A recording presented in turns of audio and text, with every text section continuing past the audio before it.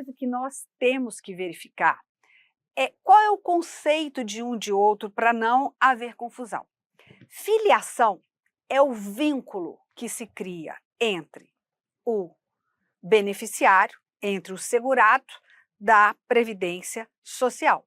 Então, o Decreto 3.048, ele traz no artigo 20 o seguinte: filiação é o vínculo que se estabelece entre pessoas que contribuem para a Previdência Social e esta do qual decorrem direitos e obrigações. Então, o vínculo que tem entre o segurado e a Previdência Social se chama filiação. Já a inscrição, tá? A inscrição, ela é diferente. Ele é o ato de formalização dessa inscrição. É o ato de cadastramento do segurado da Previdência Social. Olha aqui, o Decreto 3.048 diz que a filiação à Previdência Social decorre automaticamente do exercício da atividade remunerada para os segurados obrigatórios. Então, o vínculo que se estabelece para o segurado obrigatório é o quê? É pelo exercício da atividade remunerada. Bem, a filiação do segurado facultativo se dá quando? Com a inscrição e o pagamento da primeira contribuição sem atraso, não é isso? Bem, para comprovar o tempo de serviço, muitas vezes, né, a pessoa trabalhou, ela quer comprovar aquilo, mas ela não pode exercer trazer somente a prova testemunhal. Isso é inadmitido pela legislação, exceto na ocorrência de caso fortuito ou força maior. Aí sim, comprovada o caso fortuito e a força maior por meio documental, tá? Pode comprovar o tempo de serviço por prova exclusivamente testemunhal. Então, filiação dos segurados obrigatórios se dá com o quê? Com o exercício da atividade remunerada abrangida pelo regime geral de previdência social. Já a filiação dos segurados facultativos se dá com a inscrição e o pagamento da primeira contribuição sem atraso. Bem, se a inscrição ela é o ato de cadastramento desse segurado perante a Previdência Social, né, nós podemos falar que a inscrição é a consequência da filiação. A filiação é o quê? É o fato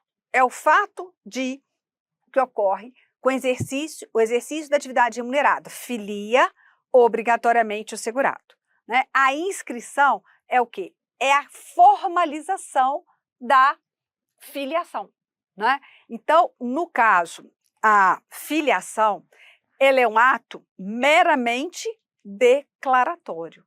Por quê? Para os segurados obrigatórios, é um ato meramente declaratório. Por quê? Porque a filiação nasce com o exercício da atividade remunerada. Bem, a inscrição do empregado, como é feita? É feita através da formalização do seu contrato e hoje por meio do e-social, né? Ou também o sistema que vier a substituí-lo. Então, há o registro eletrônico do contrato social. Então, é possível que marido e mulher, companheiro e companheira, sejam empregados um do outro? Sim. Na condição de empregado é possível. Eu não posso ter como empregado doméstico. Então, veja que o decreto, no artigo 9º, lá que fala dos segurados, no parágrafo 27, o vínculo empregatício mantido entre cônjuges ou companheiros não impede o reconhecimento da qualidade de segurado empregado, excluído o doméstico. Observado o disposto no artigo 19b. Então, é possível marido e mulher, um ser empregado do outro? Sim. Não pode ser, não admite emprego doméstico. Mas aí fala assim, observado o artigo 19b. O que o artigo 19b vai nos falar? Na hipótese de não constarem do Cadastro Nacional de Informações Sociais as informações sobre atividade, vínculo, remunerações ou contribuições, ou de haver dúvida sobre a regularidade das informações existentes, o período somente será confirmado por meio de apresentação dos documentos contemporâneos dos fatos a serem comprovados, com menção às datas de início e de término, e quando se tratar de trabalhador avulso, a duração do trabalho e a condição em que tiver sido prestada a atividade. Então, veja, quando fala observado o disposto no artigo 19b, é o seguinte, olha, não há impedimento de que cônjuge, companheiro ou companheira seja empregado um do outro. Se houver dúvida, se o INSS tiver dúvida nessa relação empregatícia, ele pode requerer o quê?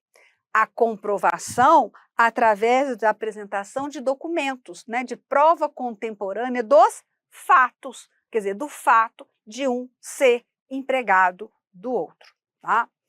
Trabalhador avulso. O trabalhador avulso tem a sua inscrição pelo cadastramento e pelo registro no órgão gestor de mão de obra, no caso de trabalhador avulso portuário, né? Órgão gestor de mão de obra. Aí é o trabalhador avulso portuário. Ou o cadastramento e registro no sindicato, quando se tratar de trabalhador avulso não portuário. E depois, né, da obrigatoriedade do e-social pelo sistema, né, através ali do cadastro e do registro eletrônico no sistema para inscrever o trabalhador avulso. O empregado doméstico. E o empregado doméstico já há muito tem a sua inscrição feita pelo sistema, pelo e-social, né, através ali do contrato eletrônico de trabalho. Contribuinte individual.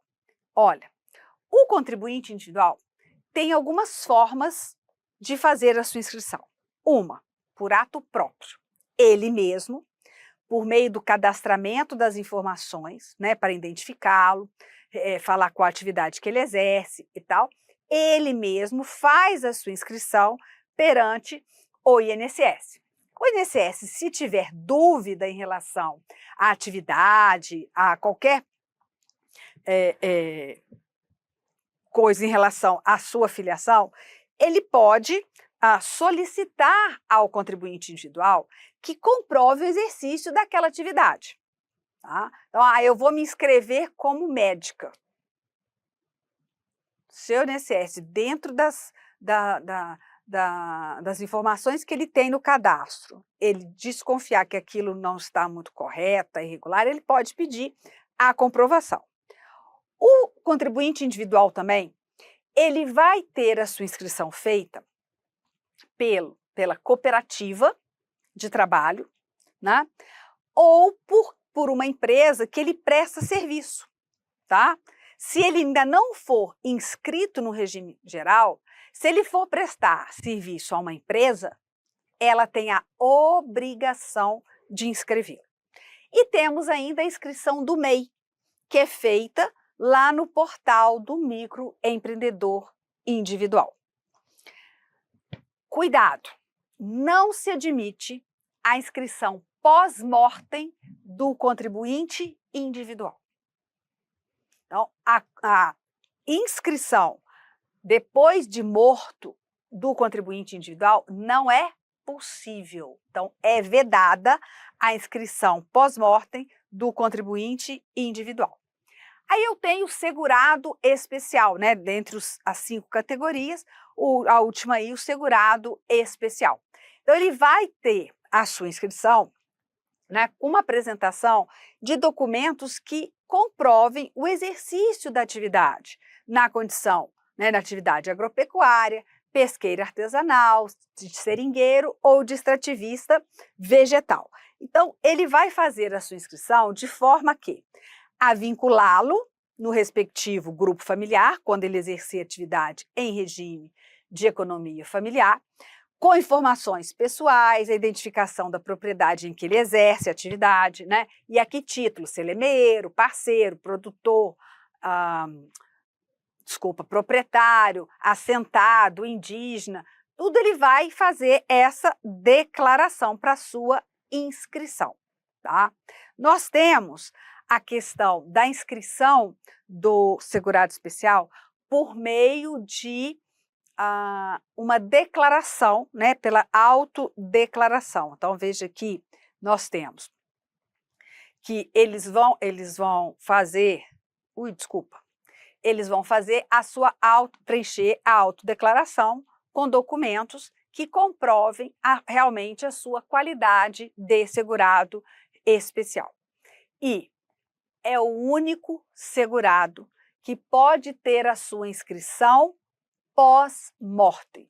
Então, é admitida a inscrição pós-mortem do segurado especial. Como que vai inscrevê-lo se ele já morreu, né? Os seus dependentes, ao requererem a pensão por morte, vão comprovar, né, a filiação daquela pessoa, os pressupostos da filiação, que ele exerceu atividade na condição de segurado especial até a data do óbito, e aí, né, inscrevê-lo para poder ele ser o instituidor da pensão por morte daqueles dependentes, tá? Então, é admitida a inscrição pós-mortem do segurado especial? Sim, tá? A inscrição do segurado facultativo, olha, é feita por ele mesmo no sistema da Previdência Social. E aí lembrar que a filiação do segurado facultativo se dá com a inscrição e o pagamento da primeira contribuição sem atraso. Certíssimo?